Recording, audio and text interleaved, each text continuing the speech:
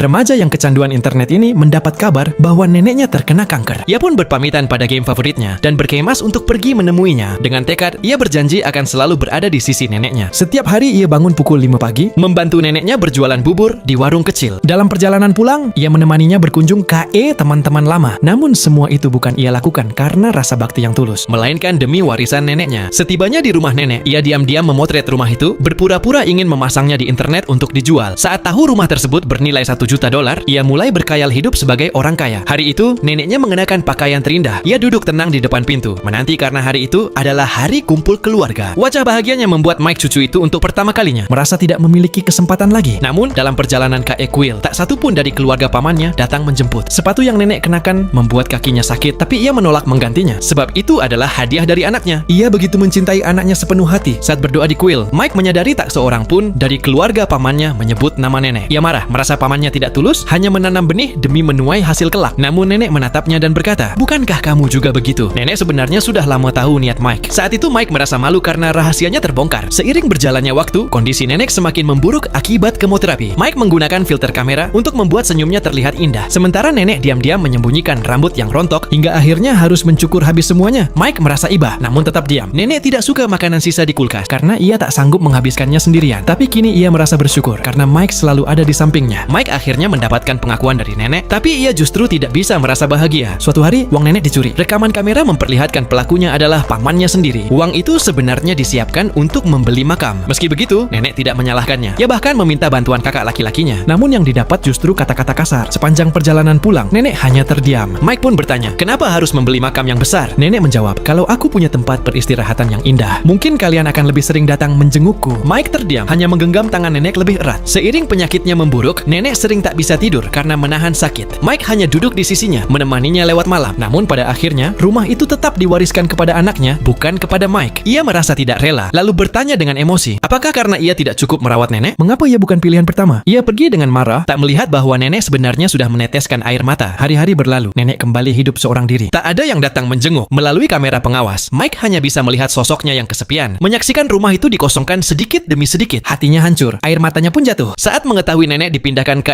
panti jompo, Mike segera datang menjemputnya pulang. Nenek tersenyum dan mengangguk bahagia. Ia pun menemani nenek melewati hari-hari terakhirnya. Di hari pemakaman, Mike mendapat sebuah telepon. Ternyata nenek meninggalkan $1 juta untuknya. Uang itu sudah ia tabung sejak Mike masih SD, karena dulu Mike pernah berjanji akan membelikan nenek sebuah rumah seharga $1 juta saat ia dewasa nanti. Dengan uang warisan itu, Mike membelikan nenek tempat peristirahatan yang paling indah. Di hatinya, nenek selalu menjadi yang nomor 1.